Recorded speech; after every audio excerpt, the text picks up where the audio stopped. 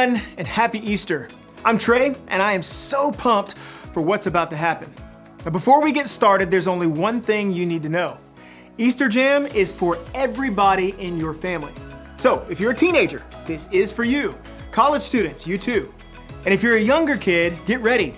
We're about to have some serious fun, and we need you to lead the way. Adults, buckle up. This is Easter like you've never done it before. No matter who you are, we want you to know that Easter Jam is for you. The only way to not have fun is to not participate. So look around. Is anybody missing? If so, hit that pause button and go get them now. We're getting started in 3, 2, 1. Easter, a time for fake grass, plastic eggs, these things, chocolate bunnies, and people dressed as bunnies. And then there are the weird parts of Easter, like fake grass, plastic eggs, these things, chocolate bunnies, and people dressed as bunnies, which is interesting.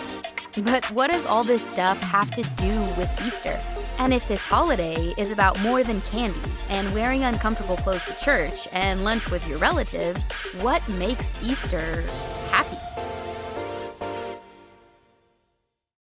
Okay, hear me out. There are only two kinds of people in the world. People who love these things, and people like me. I just don't get it. How do you eat something that is this cute and grainy? Now let's see how your family feels. Show me a thumbs up if you love to eat these things, and a thumbs down if you don't. Okay. There are a lot of different opinions out there.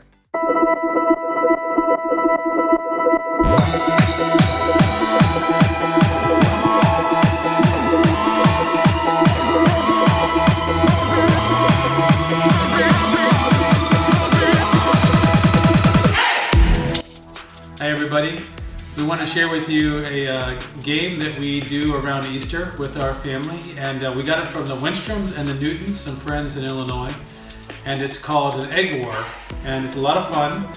What you need is some boiled eggs. You can either get them like maybe you color your own eggs, or you can get these at some of the stores. But I just this year I just did my own.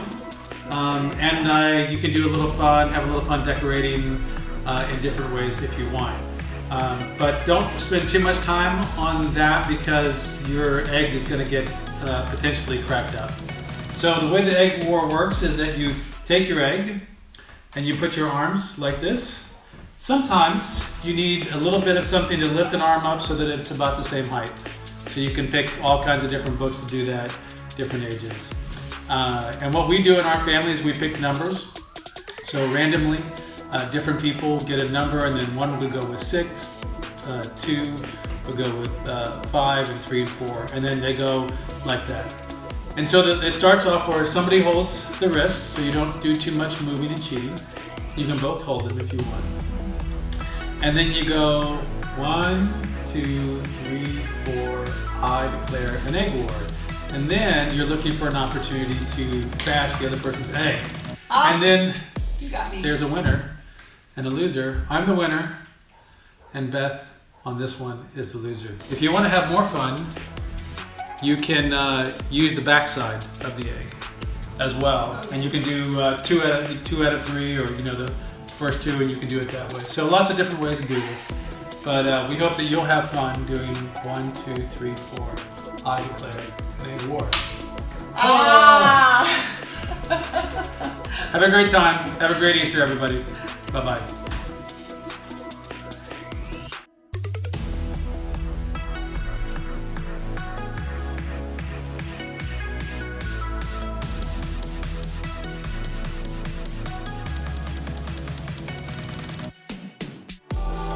How did it go?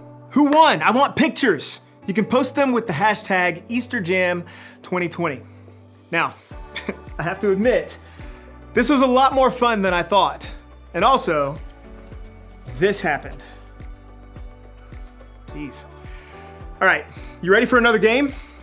For this one, you need a laundry basket and socks. Lots of socks. Clean or dirty, doesn't matter, as long as they have a match. Now, if you need to, go grab those things now. Press pause. I'm gonna go wash my hands, and then I'll explain the rest.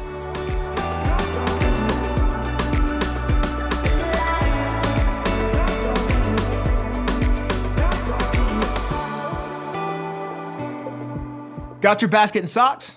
Great. Now, choose 2 people to play.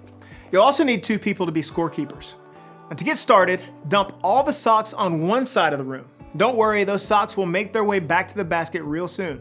Then, place the basket on the other side. Now when I say go, players will grab a sock, go through the pile, and find the matching one. You'll roll the socks together in the shape of a ball, or like an Easter egg, and then toss them. Just like that, across the room into the laundry or Easter basket. Now the player with the most socks or eggs in the basket at the end of the timer wins. If you don't have scorekeepers to help you count, you have to keep up with that number on your own. So that means everybody's on the honor system, all right? Parents, I'm looking at you. Okay, now if you need to, press pause now and get everything and everyone in position for the game. I'll wait here.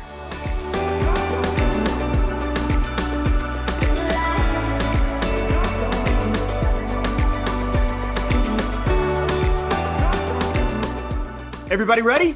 Great. We're putting a countdown timer on the screen right now, and this Easter egg throwdown is happening in 3, 2, 1, go.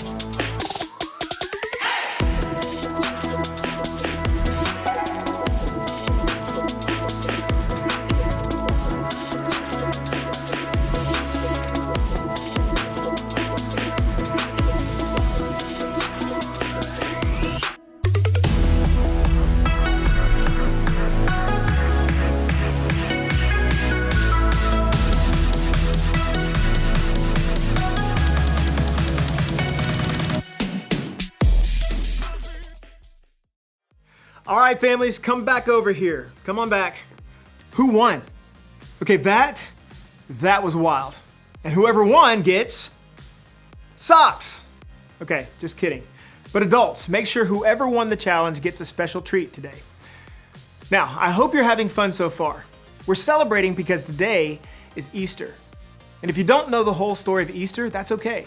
Today we'll talk about what makes today, maybe more than any other day, a happy day. But before we get there, I know you have a lot of family and friends who would love to hear from you. And to make that happen, you have a few options. Pause this video and pick one of the challenges on the screen to wish your peeps a happy Easter.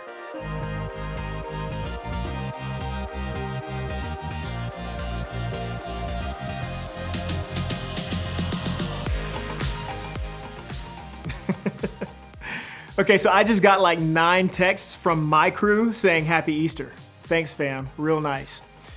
Now, even though we're celebrating a little differently than we have in past years, that's okay.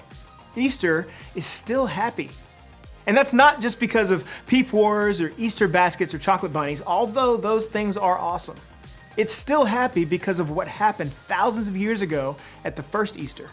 It's the world's most powerful story, and yet it's so simple. So simple that it can be told with laundry. In the beginning, God created everything. He formed people in His very own image. But then, we turned away from God. Sin entered the world, like a dark stain. Still, God loved us so deeply that He made a plan to rescue us. At just the right moment, God sent His very own Son, Jesus, to live among us. Jesus healed hearts, and minds, and bodies. Thousands gathered to hear Him teach. Instead of giving lots of new rules, Jesus turned things upside down by making it simple. Love God, love others. After 3 years of traveling and teaching, Jesus and His disciples entered Jerusalem to celebrate the Passover feast. Huge crowds gathered to welcome Him. But while the crowds cheered for Jesus, the religious leaders made plans to arrest Him. He was turning their world upside down, and they wanted Him gone. As Jesus celebrated the Passover meal with his friends, he told them that he would be leaving, but would return. His friends didn't understand.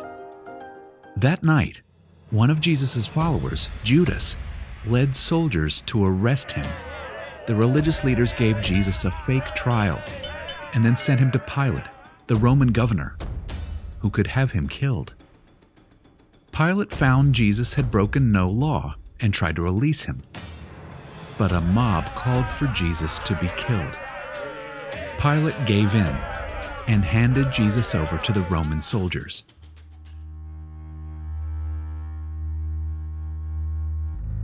Jesus was forced to carry the heavy beams of his own wooden cross.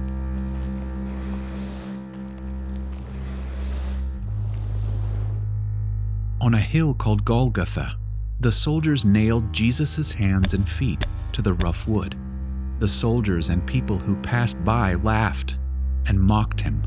But from the cross, Jesus asked God to forgive them. Finally, Jesus called out, "It is finished." Then he died. The earth shook. Rocks split open. Even the soldiers cried, "Surely he was the Son of God." One of Jesus' followers took his body and placed it in a tomb cut from the rock. A huge stone blocked the entrance.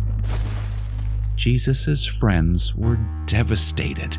They had believed that Jesus was the one God promised, the one who would rescue them, but now he was gone. Their whole world had turned upside down. Jesus' friends stayed hidden in fear for 3 days.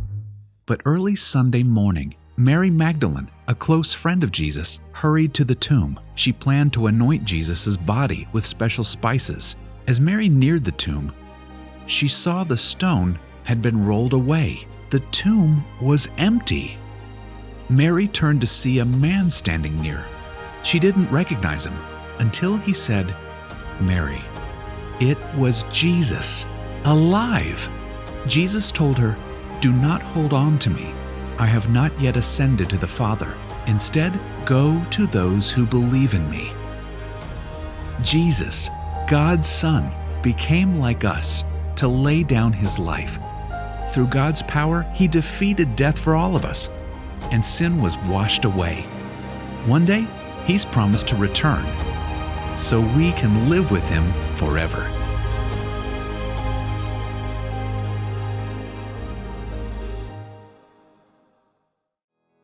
I hear that story every Easter and it always amazes me.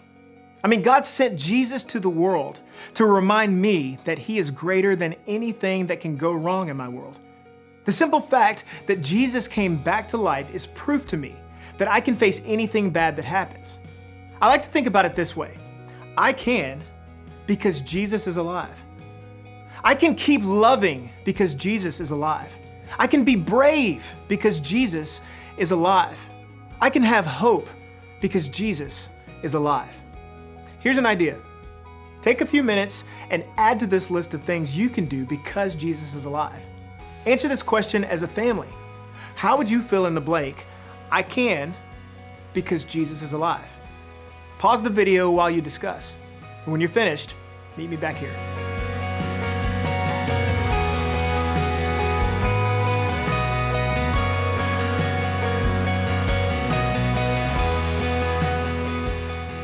Awesome.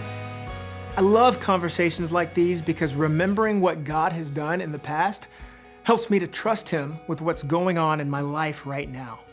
And I hope that's true for you too. And I hope you spend the rest of the day making happy memories with your family. To get you started, here's one last challenge. Now for this one, you'll need to decide who is the technology genius at your house. Maybe it's a step-parent or an aunt, or maybe an 8th grader. Either way, decide who that person is now. Got it? Awesome. Now, as soon as this video is over, I want you to go outside and take a family Easter photo. You can be dressed up or you can be in your PJs. It can be totally normal with smiling faces or silly with one of those filters that turns your face into a bunny rabbit. No matter how you do it, take a family photo and make it awesome. Then, share it to social media. Remember to use the hashtag EasterJam2020 so we can see your family's Easter style. Maybe now more than ever, this is a time to celebrate and remember God's faithfulness and the hope He gives us in Jesus. After all, that's what makes Easter so happy.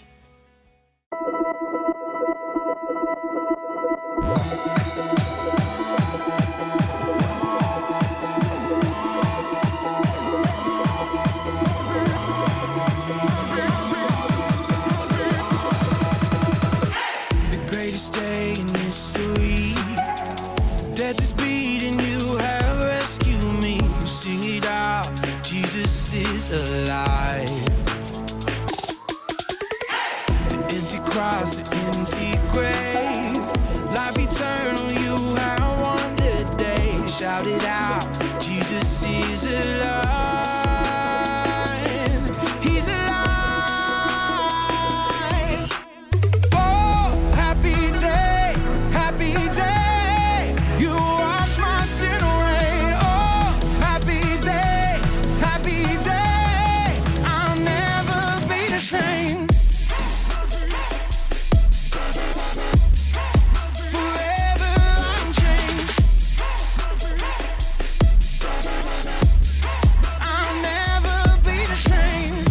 I stand in that place, realize meeting face to face. I am yours, Jesus, you are mine.